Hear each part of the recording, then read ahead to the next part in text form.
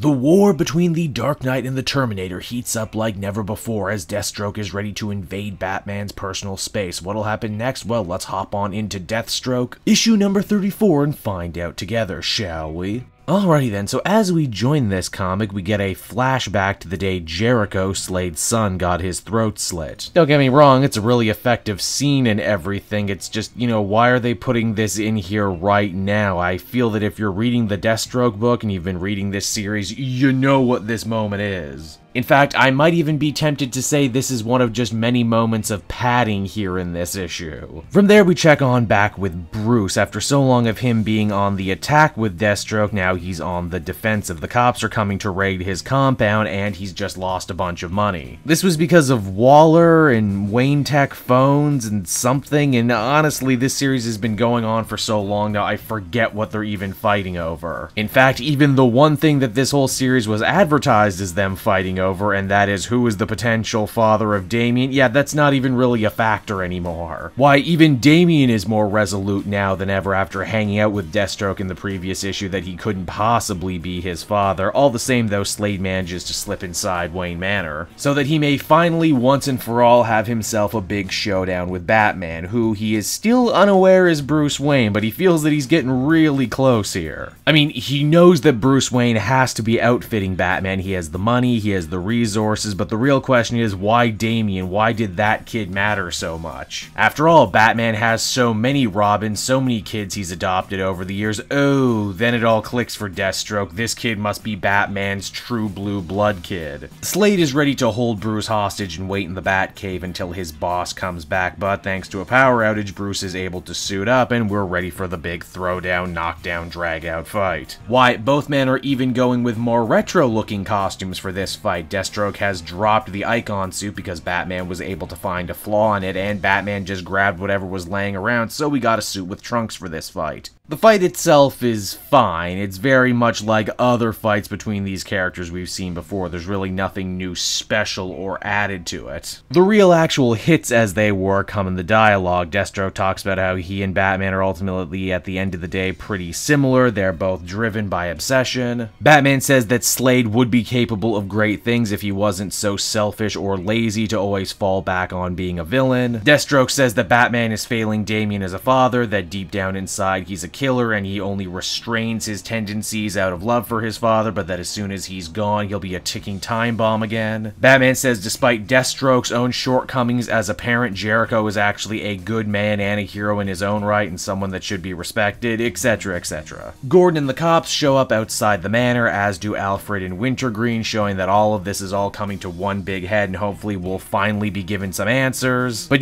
just not this issue, and if you're wondering who wins the ultimate battle of Batman versus Deathstroke, they fight each other to a standstill because that's what always happens in stories like this. One character can't win over the other, lest you would tick off that fan base. And there you have it, everyone. Deathstroke issue number 34, a comic that had a lot of problems. I mentioned the padding that's an issue. I mentioned how it's hard to worry about the stakes when the characters in the story have long ago given up on those stakes, and complicated stakes that they were. The actual fight between Deathstroke and Batman is cool, but I can't help but feel it's been done better elsewhere. In fact, I think it's been done better by Priest earlier on in this run. I didn't even get a chance to mention the weird time placement too. In this issue, they talk about the death of Tim Drake and talk about him like he's actually dead, meaning that this story was probably written and shelved. Which then, of course, further begs the question, why is it coming out now, and why did it preempt the further adventures of Deathstroke with him in Arkham? And given the fact that the whole thing is quickly running out of steam as we head towards the conclusion, which I hope will restore my faith in it, I'm beginning to understand why they maybe shelved it. Overall, I give this one a 5.5 out of 10. I'm disappointed because I know this series can do so much better. Hey there everyone, it's your old pal Cape Joel. Thank you so much for watching to the end of the video, and because you did,